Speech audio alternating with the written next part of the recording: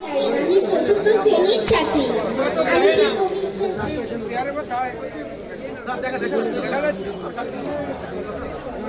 বলো বলো তুমি বলো বলো বলো।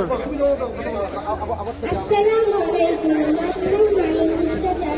চতুর্থ শ্রেণীর একজন ছাত্রী। আমি যে কবিতাটি পাঠ করব, যদি কোনো ভুল ত্রুটি হয়ে থাকে অবশ্যই ক্ষমার দৃষ্টিতে দেখবেন। কবিতাটির নাম আমার মা। বিমান পড়ে বাচ্চাগুলো যাচ্ছে যখন প্রাণ, বাঁচার সুযোগ রেখে দেখান মায়ের টান। নিজের শরীর পুড়ছে তবু হয়নি বিচলিত, বিশেষ অধিক প্রাণ বাঁচিয়ে হলেন তিনি মৃত। তিনি শুধু শিক্ষিকা নয়, তিনি আমার মা। কিভাবে পরিশোধ করি করেছেন মা যা, সেলুট জানাই মা জননী সখীর বাসী কান্নাতে। মহান প্রভু শান্তি করুক চির শান্তি ওই জান্নাতে।